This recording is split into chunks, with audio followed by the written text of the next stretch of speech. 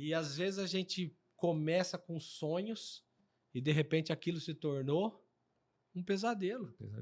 Mas será que era isso que Deus tinha para nós? Então nós estamos falando assim em vários episódios sobre como começar. Uhum. Mas a felicidade está em você terminar bem. Olha aí. Sim ou não? Sim. Porque às vezes você tem fôlego no começo para suportar algumas coisas, mas no fim tem que ter valido a pena, Daniel. Com certeza. E Vamos ver se a gente como é que consegue. faz isso? Vamos ver se a gente consegue. Como é que mantém essa chama acesa? Olha, tem coisa que para você viver, você tem que morrer. Olha aí.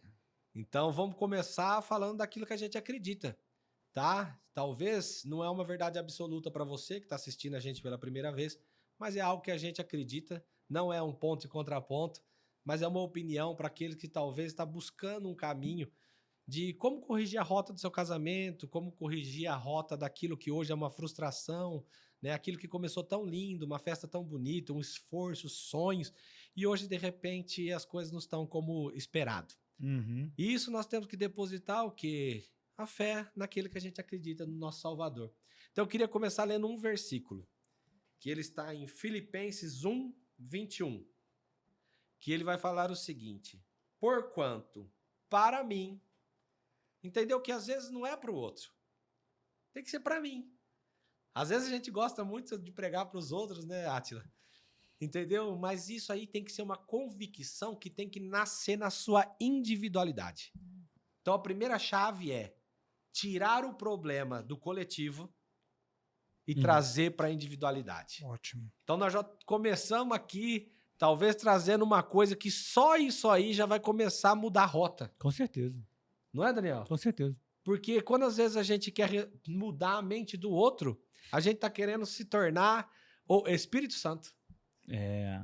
Porque quem vai convencer as pessoas do pecado, da justiça e do juízo naquilo que a gente crê é o Espírito Santo. Então nós vamos falar um pouco disso. Então olha o que ele fala aqui, ó. Porquanto para mim, o viver é Cristo e o morrer é lucro. Olha que fantástico essa palavra. Essa é uma das frases do apóstolo Paulo que são mais impressionantes assim na vida, e é difícil de entender por que morrer é lucro, né? Porque olha só, vamos começar falando por que viver. Martin Luther King ele falava o seguinte, que a pessoa que não descobriu uma razão para morrer ainda não tem uma razão de viver. Então, quando você tem uma razão que você fala, eu morro por isso, você achou um propósito. Só que muitos morrem por propósitos que não são eternos. Verdade. Então, aqui que já começa uma outra chave. Você está morrendo para viver algo que talvez seja só correr atrás do vento. E é por isso que você não consegue ser feliz. Então aqui já vem a primeira dica. Primeiro, busque individualizar em você o seu problema, não mais no seu cônjuge. Segundo, entender que você só vai ter vida em Cristo. O teu objetivo é viver o propósito dele para você. E você morrer é lucro. Olha como que a entonação muda, Daniel. Se eu falar assim, se eu morrer é lucro. Uhum. Sabe o que você está falando? Minha vida não vale a pena. Tanto faz. Agora, se eu falar assim, para mim, morrer é lucro. Sabe o que significa? Que eu vou receber a recompensa da minha vida. Isso aí.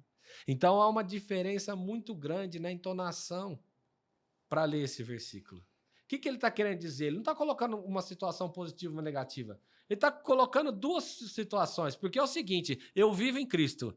Então, o meu lucro na eternidade é certo. Olha aí. Fala aí, Átila, sobre isso. Isso assim, nos faz refletir, né? O quão profundo é a questão da morte e o quão profundo é o seu entendimento do que é o além, né? Uhum. Literalmente, né? O que você está plantando aqui, o que você está semeando aqui para você colher aqui, não é isso? Por quê? Porque o que é ligado na terra é ligado no céu. Então você tem que tomar muito cuidado no que você está fazendo para no dia da sua partida, né? Quando muitos temem, né? Quem tem a convicção que está fazendo a coisa certa. E quem tem a convicção no Senhor sabe que não é uma partida, é um até logo. E é o que você vai colher. Isso que eu ia falar. Você vai colher algo que você plantou aqui. É uma grande colheita. É uma Agora, grande colheita. na sua linha de raciocínio, eu comecei a pensar naquelas pessoas que dizem o seguinte: eu vou me casar com fulano porque ele vai me fazer feliz. Quando eu me casar com ela, ela vai me fazer feliz. As pessoas colocam a felicidade no outro e acabam se frustrando durante a caminhada. E pelo que você está falando, primeiro, para que a pessoa encontre a felicidade, ela precisa se alinhar com Deus e com ela mesma. É isso aí? Olha só, acho que uma das coisas que as pessoas têm mais dificuldade, medo, é se tornar uma pessoa miserável, sim ou não? Sim, com certeza. Não é? Com Verdade. certeza. Ninguém quer ser miserável. Não. E olha o que a palavra de Deus vai dizer. Aquele que coloca as suas convicções, a sua esperança apenas nesse mundo é o mais miserável de todos os homens. Então, quando a gente coloca a nossa felicidade em algo que é contemporâneo, a chance da gente estar caminhando para ser uma pessoa miserável é muito grande. Uhum. E quando a gente coloca as nossas convicções na força do nosso braço, a Bíblia vai dizer o quê? Nem por força, nem por violência, mas pelo poder do meu espírito. Então tudo é para você viver o melhor, você vai ter que morrer realmente para você. E deixar Cristo viver em você, porque daí a alegria, a Bíblia fala assim, que a alegria do Senhor é a nossa força. Quando estamos fracos, é que estamos fortes. Olha só que interessante. Olha como que é um contrassenso daquilo que o mundo quer que você seja forte.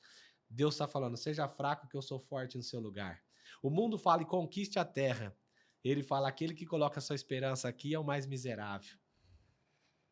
Não é? É isso aí. Exatamente. Fala um pouco para nós sobre isso, Daniel. Então, isso vai se aplicar nesse alinhamento que a pessoa precisa ter, ou seja, ela busca Deus, ela entende que a força dela está nele, em Deus, e aí sim ele vai conseguir ser um bom marido, uma boa esposa. Isso tem tudo a ver com o que a gente já vem falando nos episódios passados da morte do eu. Ele precisa morrer o ele, a vontade, o ego, o orgulho, para que, ele possa se conectar verdadeiramente com Deus e para que aí sim ele possa ser feliz e isso colaborar com o casamento dele. Porque muitas pessoas se perguntam, posso ser feliz no casamento? Sim, desde que tenha tudo isso alinhado. É assim que eu estou entendendo. Vocês concordam com isso que a gente está conversando? Se você concorda, escreve embaixo assim, ó, eu concordo. Se você não concorda, você escreve assim, não concordo. Não, a gente vai entender. Nós vamos entender aqui. Mas você sabe o que é o mais difícil? É assim, ó.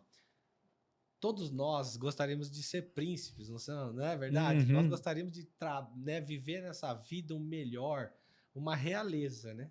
Uhum. Não é? Isso é possível. Aqui ainda. Mas há uma coisa que aí nós vamos falar sobre a felicidade. O que é?